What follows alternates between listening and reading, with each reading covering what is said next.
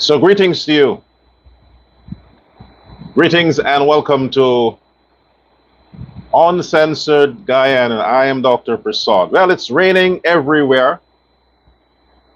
I am not so sure if I can say that we are in the rainy season, the calendar rainy season, but nonetheless, I think folks in Guyana all over the place, we have to contend with the change in weather. I'm not a climate change believer, so I wouldn't attribute anything to the climate change. You can say that. I am a climate change denier, so to speak. I subscribe into that kind of stuff. Anyway, is this something daring, damning, that allegedly whilst Guyanese are suffering, can't feed themselves, can't pay their rent, can't pay their electricity bills, can't pay their water bill, they can't put gas in their cars. Some Guyanese men can't even buy condoms. While all of that is the case,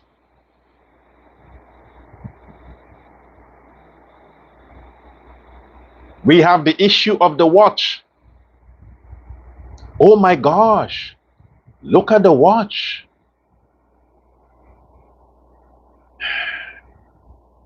Let's start the program off with, I'll read more from the book,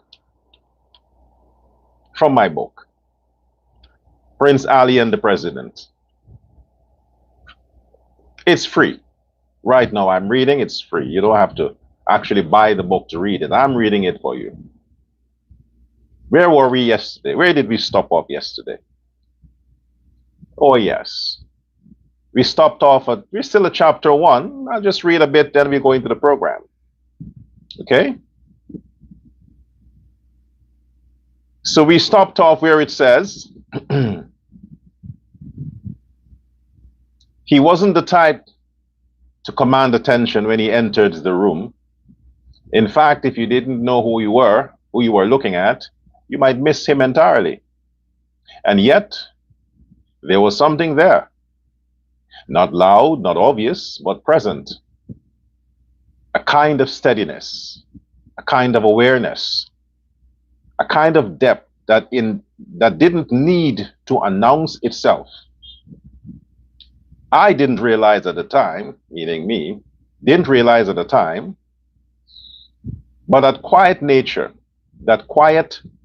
was not a weakness. It was a foundation. Some people grew into leadership by force. Others grew into it by necessity. But Ali, he was growing into it by design. Again, you heard those words there that I put together in honor of the memories I have sustained, preserved from that time, my observation. Who wouldn't want to be associated with that? Leave it for now. I want to point something out here by the Trinidadian Prime Minister, Kamla Bissisier Prasad. Remember I said to you that Guyana needs to get out of CARICOM? Remember I said that? I've said it forever. I said Guyana must leave the CCJ, and quite frankly, in a few weeks, we'll understand if Guyana should pull out of the CCJ or fire the judge, because Guyana is funding a large percentage of the CCJ. We will find out in 2 weeks. But in the meantime, I have said Guyana should get out the CCJ. Guyana should get out the CARICOM. Finish it. End it. I said that. Why have I said that? Because we have seen since the Venezuelan issue where Maduro, thanks to the universe, he is where he belongs. And very soon, his body, his associate, his employee will join him. I speak of Azriddin Mohammed.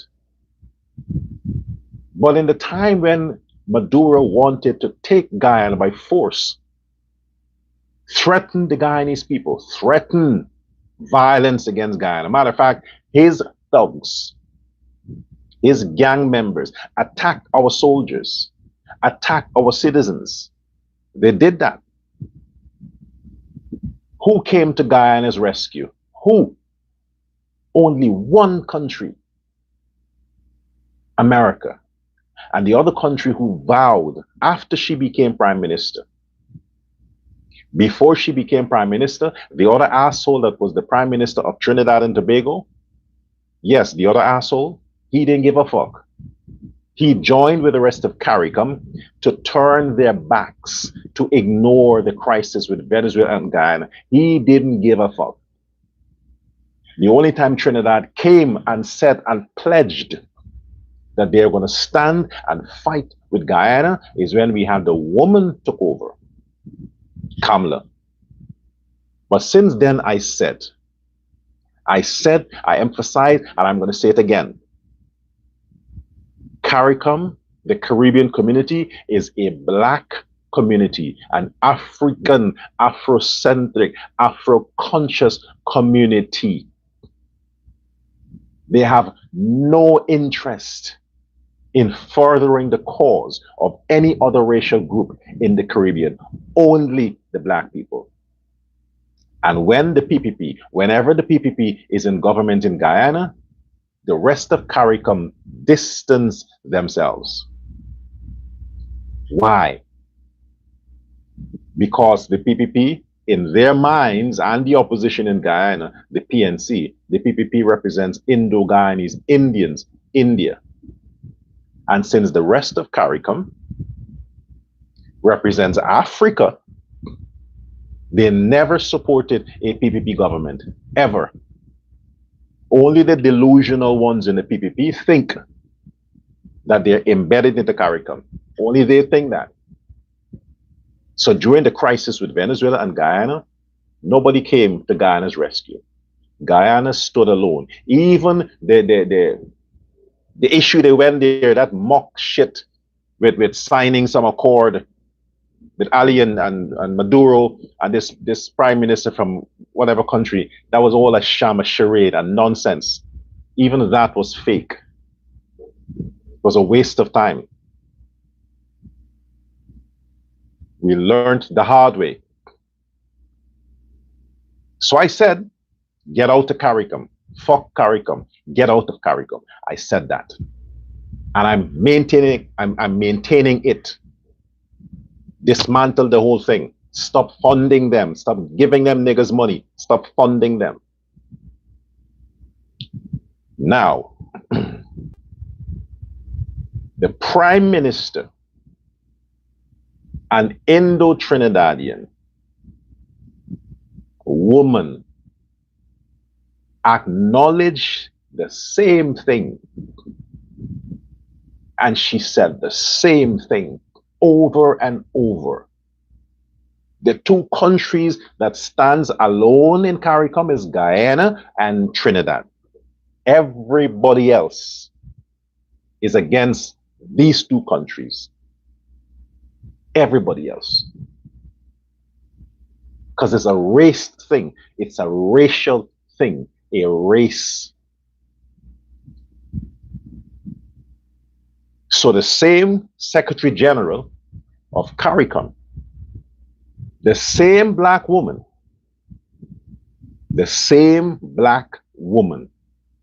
who was the Secretary General of CARICOM in the previous term that she served, she was the person who was in the position to make sure that CARICOM stood in solidarity with Guyana to defend and protect Guyana, but she didn't. She was quiet, silent, non-active. Now the same person, they're going to re-elect her for a second term in CARICOM. So the Trinidadian Prime Minister rejected it. She said, hell no. It was not a transparent process. It was not a democratic process.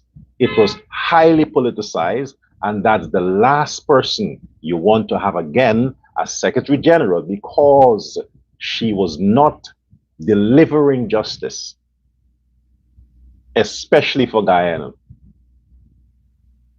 I joined the call from the Trinidad and Tobago's Prime Minister for them to revoke that appointment for the Secretary General of CARICOM. That woman, what's her name? Dr. something. I wrote the name somewhere.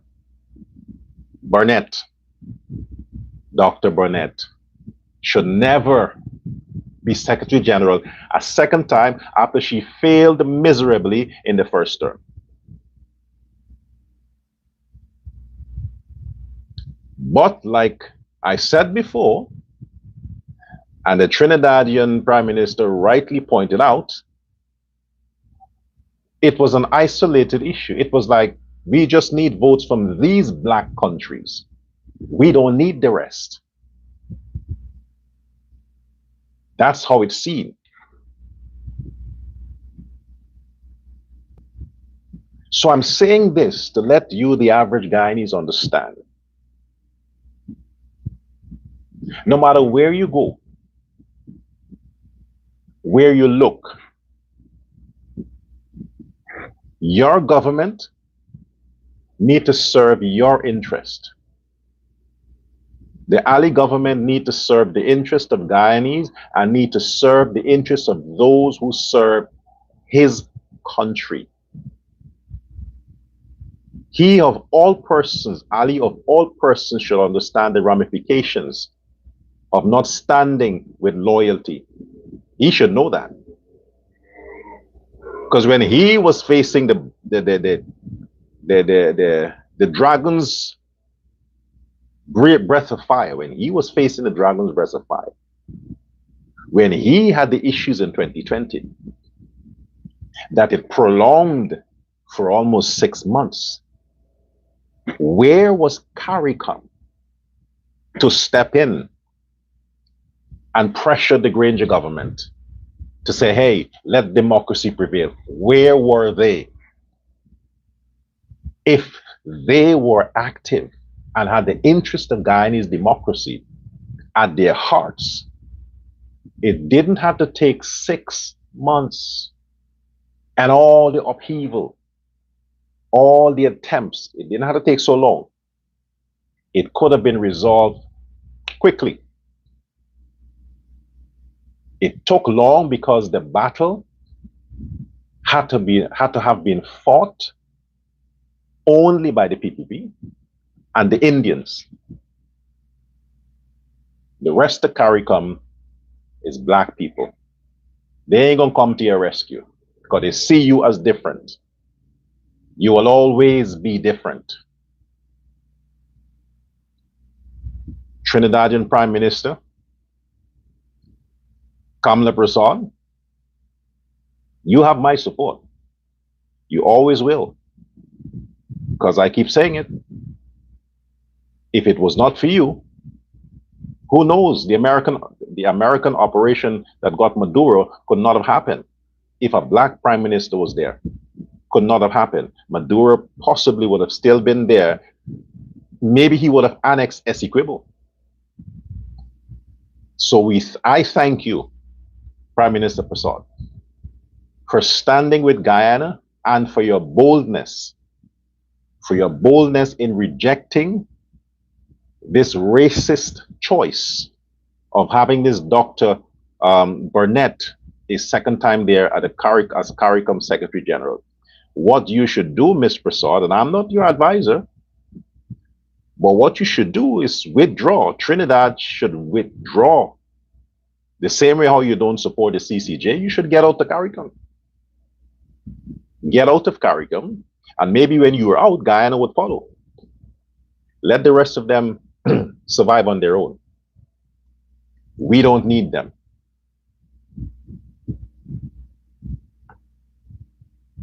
In capsule, Guyana should get out of CARICOM.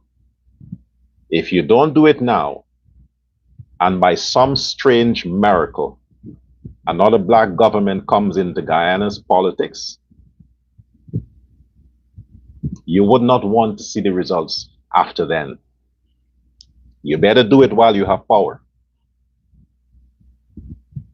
So, moving on. Don't forget to like, subscribe, comment, share this live, share this program, so we continue the work we have started. We have seen circulating there this police officer, the one that was fingered in this killing of somebody from Linden when they had the protest, you know, not a protest, but that resulted in a protest. That one, that superintendent guy. Again, how many times have I said it before? The best thing that black people can do is to kill each other. They're not going to police each other. They will not arrest each other. They will not report or snitch on each other. The best they can do is kill each other. What do they call it? Black on black violence. Yeah. That's the best they do. Fight, kill each other. But they will never turn against each other for you, an Indian, or a white or a Chinese. They would hide the crimes of another black person if it's against somebody who's not black. They will hide the crimes. Therefore, you hear the cries that you can't trust the police, that you have cold cases. People are asking for justice every day. Nothing has been delivered. Why? Even if it is crime, black on black, yet you can't find the criminals. Why? What was demonstrated from that police officer in the city, knowing that he was on camera being filmed in the presence of other officers in uniform, but yet he went on with his rampage, showing no disregard whatsoever for his other colleagues in uniform. You want to know why? Let me tell you why. The Home Affairs Minister is a black woman. The Commissioner of Police is a black man. All the police officers who were there that day, in clothes and in plain clothes, were all black. And the person, the civilian to whom he was directing his threats to murder, was a black man. You get the point? A black police officer threatening a black civilian in the presence of black police officers with guns. His boss is a black man and his minister is a black woman. How the fuck you gonna get justice? How? It is impossible. You wouldn't get justice. You wouldn't get justice. You know what will happen? They'll find a way to calm the situation. Maybe talk about it. Maybe threaten the guy to say don't press charges. Or maybe put him on leave and get him some counseling or whatever it is. They'll find a way to work with that. Not forgetting that the same asshole is fingered in murdering someone, a black man. He already has murder on his pip. He already has that. So killing becomes natural for him. He did it already and got away with it. So the fact that he could be such a fucking bully to point using the symbol of a gun, shooting the person, and verbally expressing that several times, he's going to kill that individual. I'm going to kill you. I'm going to kill you. And he wasn't put in handcuffs. You will never get justice. There ain't no fucking justice when it comes to those situations in fucking Guyana. None. Because the police are niggas, the criminals are niggas, every fucking body are niggas. You don't get justice? You wouldn't.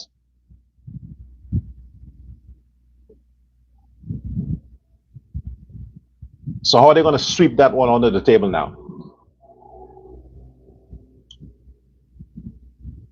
If you had proper accountability, and like I said before, if everybody are black, who is going to investigate who? As the monkey said, the ape, the ancient ape, Planet of the Apes, what's his name again? David Hines. If he said to the police, remember you're black and them criminals are black too. So when you're going to act on your job, think first that you are black. Don't think with a uniform. Don't think with an oath. Don't think with a badge. Think with your emotions that you're a black man. So you have to now decide.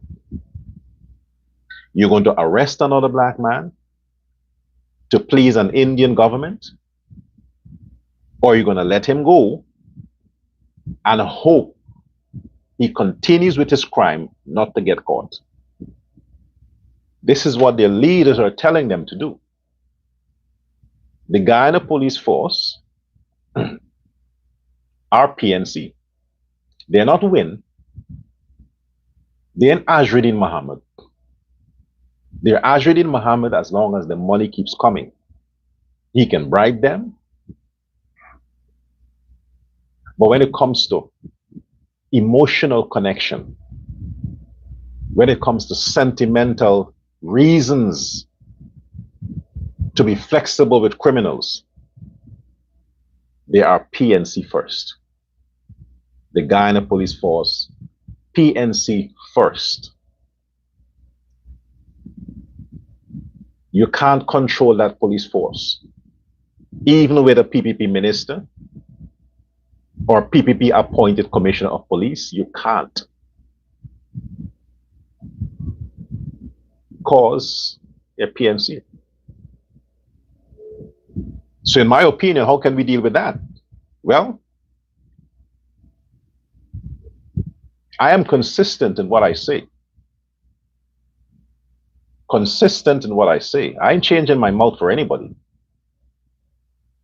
Consistency number one, in a country where blacks dominate crime, you haven't heard me, right? I'll repeat myself. In a country where black people dominate crime, all kinds of crime, you can't have the head of the criminal department be a black person, Home Affairs Minister, Commissioner of Police be black. You can't have that.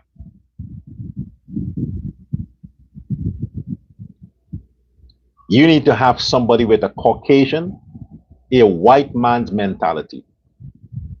You need a Home Affairs minister that is not black with a white man's mentality. You need a commissioner of police, a crime chief. You need all these people in these strategic positions that are not black, but they must have a European mentality, not a Caribbean, European. Then you can bring those actions like that police officer under control. Only then. Until such time, they're going to keep bullying people because they're a police officer. I'm a police superintendent. I'm an inspector. So because of that, nobody can talk to me. I'm an inspector. Nobody can talk to me. I'm better than you. I am the law. So they do whatever they want. Because police don't snitch on police, right? They're brothers. They don't turn on each other. They turn a blind eye on each other's crimes. Fuck the civilians. They're the enemy. You should have had a Home Affairs minister like me. You should have had one. But the Home Affairs minister is not the one who appoints the commissioner of police. The president does. So either way, it's all up to the president and how flexible he is. And I've said it again. No apologies. The president of Guyana is afraid of black people, just like the opposition leader. Both of them. Okay? I've said it. Because the shit that these niggas are doing, they could not have done it under Granger. And definitely not under Hoyt. The only one who could have kept them in line is Jack Dio. The only one who demanded respect. And not respect as in to him, respect for law and order. They were walking a straight line with President Barra Jack Dio. Ali is too flexible. And I don't think it's flexibility. I think he's afraid of them. Just like the asshole, Ajudi Muhammad. I make no apologies, so you know, in the statement. Now, oh, by the way, we're still here. So Trump didn't blow up the world last night. He extended Armageddon until the end of the month. He decided that, okay, let us do like God and Lot. You know, Sodom and Gomorrah. And God told the prophet, go see if you can find any righteous person there in Sodom and Gomorrah. If you find any, I'll spare the city. Find me one. Abraham says, okay, let me go look. So Donald Trump decided, for the sake of the Christians that I've just insulted last Sunday, Easter Sunday, I'm going to spare the second coming of Christ until the end of the month. So we still have 2 weeks to put our acts together. You know, if you need to apologize and repent and turn from your sinful ways, you have 2 weeks to do it. After then is the end of the world. So for now, let's talk about the beginning of the end for Ajruddin Muhammad. Now, folks, why have I taken up this whole watch issue? Why did I decide to do it? Because it's important. It's very important. Why? Well, the opposition leader took his time and had his spies trolling the president wherever he went, just to take snapshot, the paparazzi, just to take pictures of his shoes, his jacket, when he smiled to see if he has any filling in his mouth, try to scan his glasses to see how much he may have paid for the frame. And they caught something. They caught something. They caught something that is so important. That was jackpot for Azruddin. He said, got you. So important. They caught his watch. And because Azruddin is so concerned about extravagant living, he's so concerned about how you use taxpayers' money, that he had to spend the time to research that watch, find the website that is reselling that watch for the highest price, only to break that to Guyanese, to let them understand that he, Azruddin Muhammad, is concerned about taxpayers' money. He is concerned about how taxpayers' money is spent. That taxpayers' money should not be used for personal enrichment, to buy luxury items,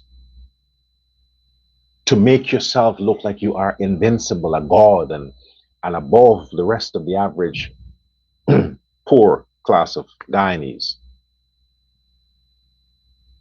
That he gave us the blessing to know where the president would have gotten his watch from and at the cost attached to it. I want to thank him. Azruddin, I want to thank you for the revelation. I think you have served the Guyanese people well in revealing that extraordinary photograph of our watch. Nothing else is more important to Guyanese. Not the fact that your watches, Azruddin Muhammad, is 100 times more expensive than the watch you see on the president's hand. What you also need to make the Guyanese understand is that I appreciate that you understand how taxpayers' money should not be used for personal enrichment.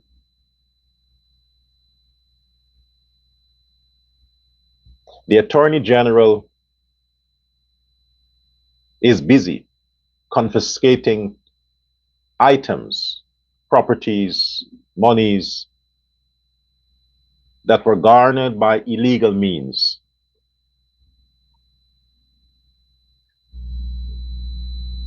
What the president was wearing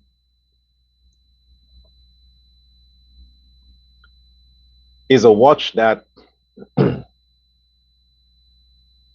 if I save some money, I could buy it. If somebody likes me that much, they could send it to me as a gift. I can have a contract with the manufacturer or the retailer of that watch to advertise for them, maybe for 6 months, not so long, but let's just say 6 months. And they can give me a watch, that same watch, one like that, to wear on my hand on my show every day and talk about the watch as a promotion because it's not that expensive. I have a kind of dry throat right now. The weather somehow affects the. I should have had some water close by. You'll have to excuse me. I need to get some water because I'm talking. The fan. I have to get some water. So 1 second. 1 second. Okay.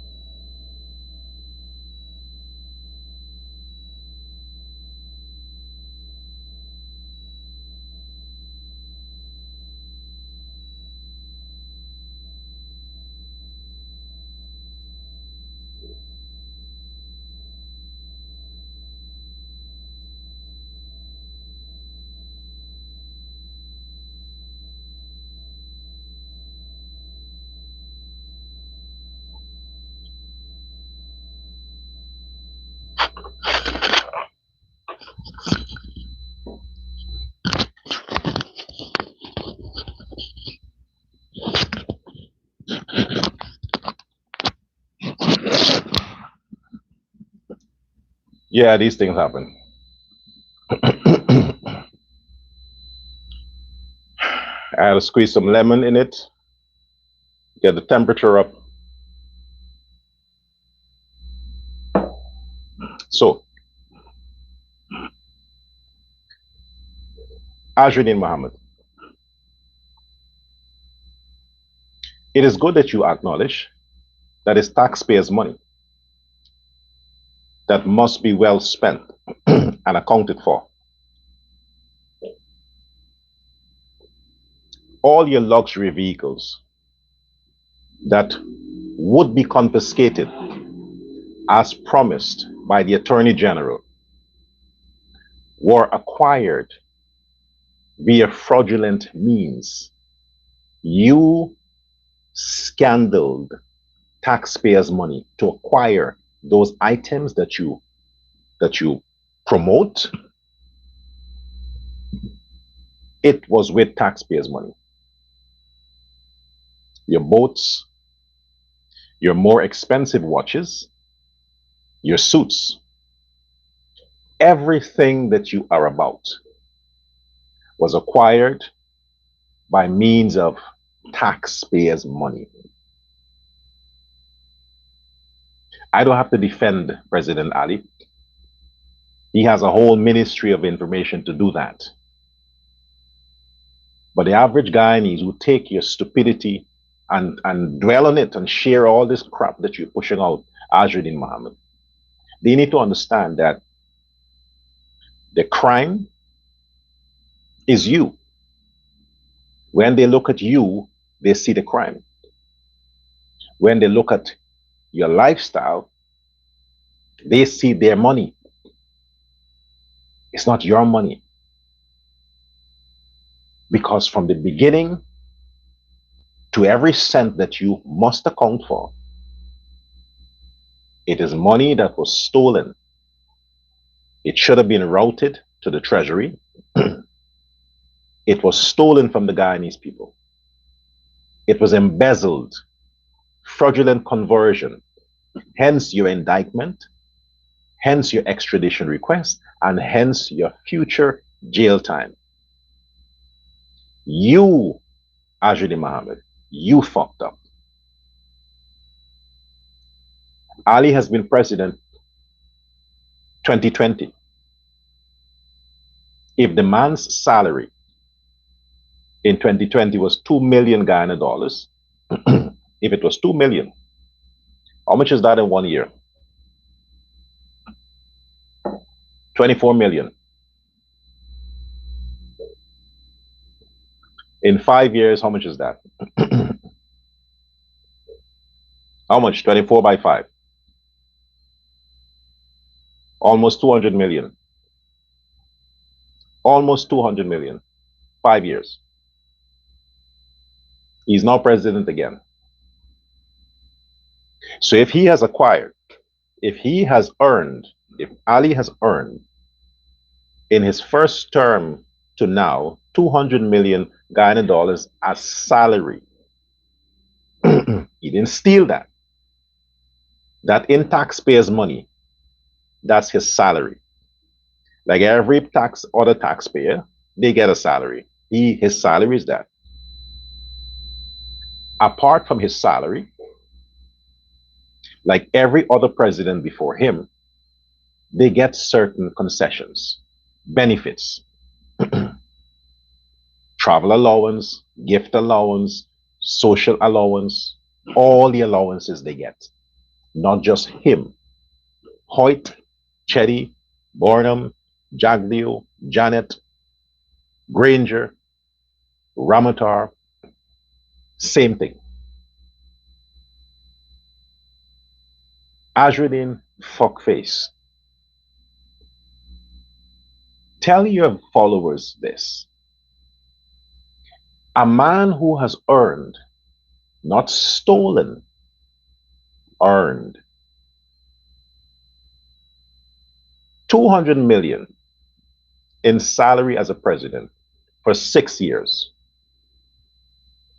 And from that money, he doesn't have to pay rent with it, put gas. He doesn't have to spend it. He doesn't have to touch a cent from that money. Tell your people, if the man who has 200 million on his bank account can't take out $15,000, which about, how much million is that, Guyana dollars? 3 million? Tell me how a man who has earned 200 million can't take out 3 million and buy a watch for himself. Explain how that is not possible. He has 200 million on the bank account. Just as president. Don't talk about the 3 times he was minister. Forget that. Forget those salaries. Talk just about president. The logic here is, how is that taxpayers' money? You fucking asshole. How is that taxpayers' money if Ali buys a watch for 3 million Guyana dollars? How? That's not taxpayers' money. That's his money. He earned it as a salary. 6 years being a president. 6.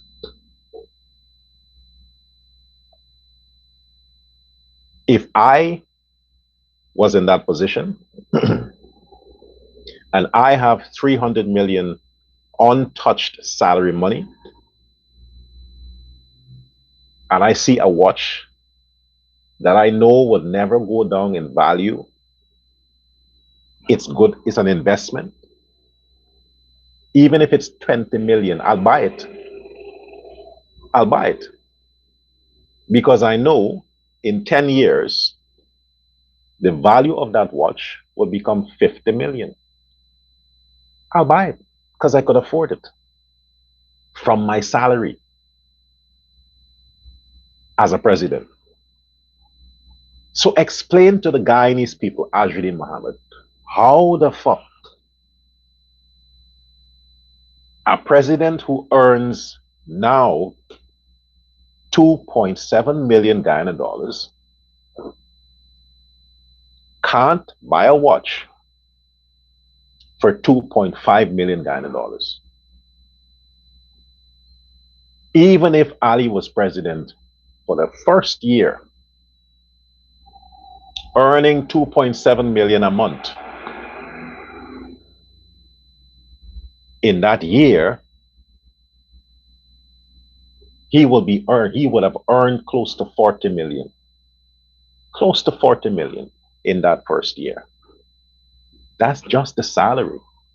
We're not talking about the benefits, the other stipends that they get. It might take that money to 60 million for the first year. Tell me how having 60 million in your bank account, you can't take 3 million from that, which would leave 57 million to buy an investment of a watch. When you don't have to pay for anything else, no food, no nothing else. Because the state, the country, as of the Constitution, allows for the president to live a certain lifestyle in terms of free housing, free electricity, free everything. Ali didn't put that in the Constitution. Every country on earth, that's the privileges their leader gets, including the opposition leader. Remember, your budget is 40, how much? 48 million, Ajudin? Your budget is 48 million. Your salary is 2 million plus. Tell the Guyanese, how is it their money Ali is taken to buy a watch? I'm waiting. I thought only when I talk about Norton, my throat gets dry. But it seems that the Obia is stepping over from Norton to Ajudin.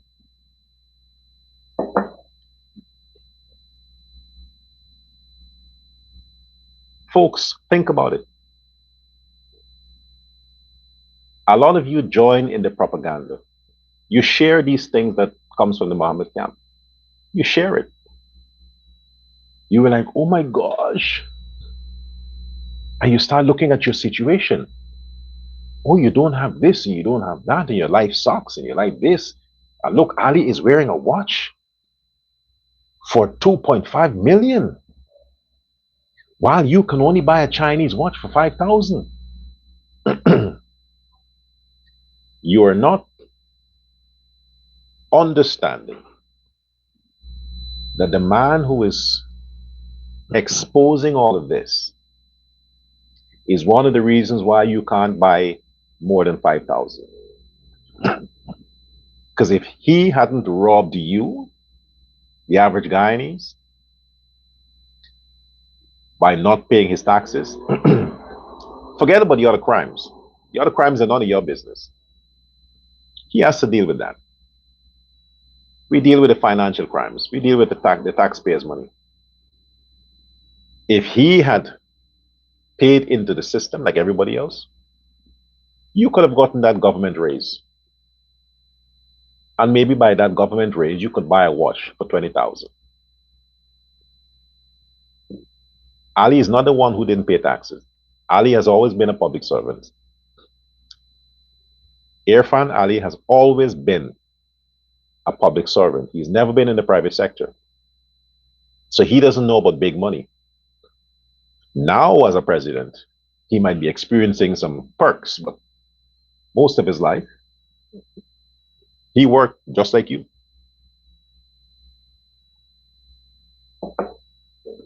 No benefit.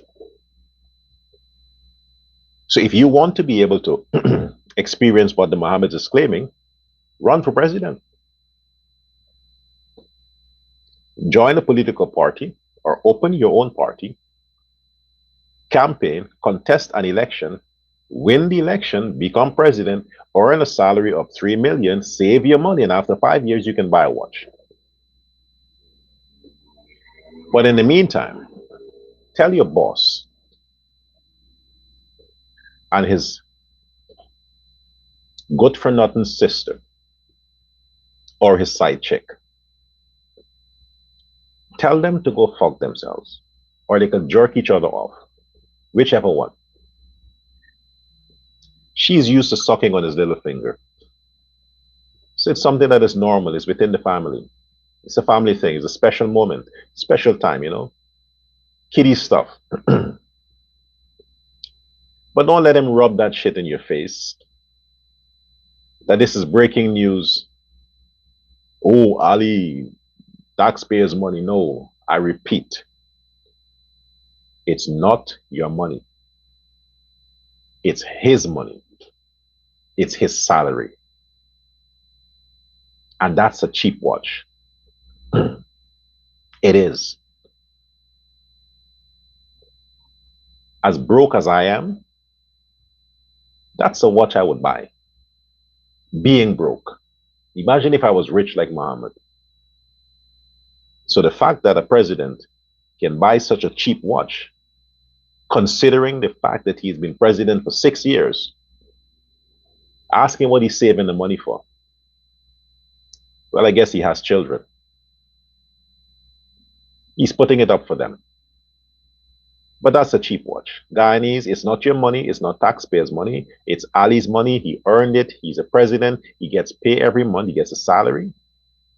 And after 6 years, he decided to buy a watch for 3 million. In the bank, he still has 197 million in the bank. So you could buy the watch for 20 million. You still have money left.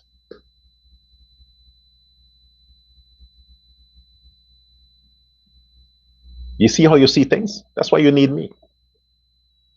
That's why you need me, so I can break it down and show you the stupidity from the Mohammeds, from the PNC, from the Smelly Smells and the Burks. Speaking of those two jerks,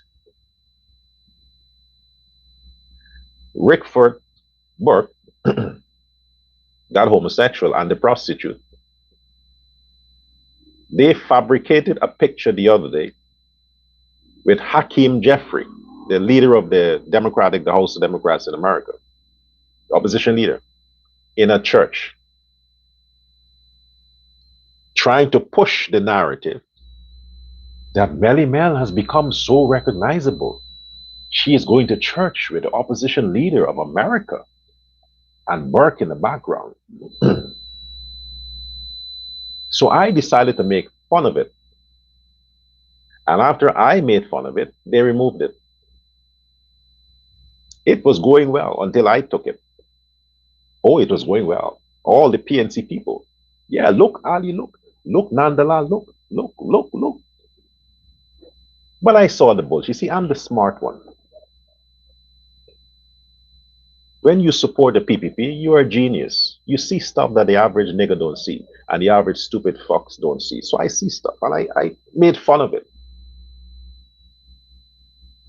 They took it down immediately.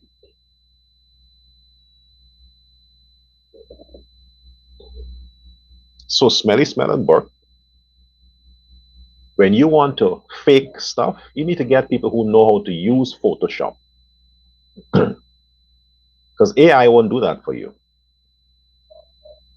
You need to get people who know how to use Photoshop. Burke, you can't use Photoshop. You are too stupid for that. And Smelly Smell, I have never come across a smart prostitute. All prostitutes are stupid. The only cleverness they have is that the years of experience of opening their foot and sucking on dicks. That's the only experience they have, the wisdom. They know how to jerk a dick off, how to suck on a dick, and how to squeeze it in their ass. Otherwise than that, they're as dumb as fuck. So don't push that kind of propaganda and fake news. You can get into trouble. Faking a picture, placing yourself in a, I mean, they haven't even positioned the thing properly. They all look so awkward. Anyway, you're welcome. Yes.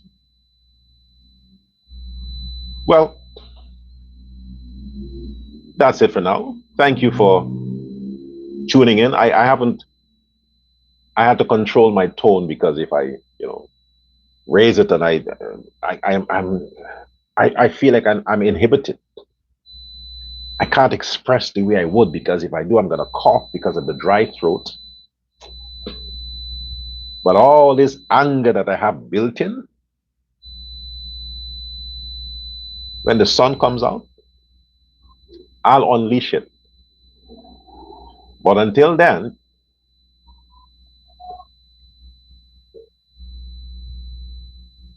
I thank you for your attention. The world is still here. Trump didn't destroy the earth. We're still here.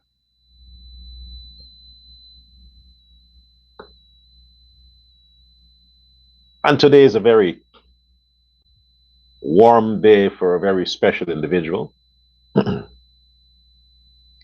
I always have to be careful how I call people's name on this platform because there are so many trolls that start to research people and find out who is that person, what's the connection, and then they start threatening the people and sending them all kinds of ugly messages. So I can't call people's name. But let me send out a happy anniversary, birth anniversary, to one of the angels of this lifetime. An amazing individual who the world needs, and more often than not, a society like Guyana would definitely be blessed to have. Congratulations on this special day to you.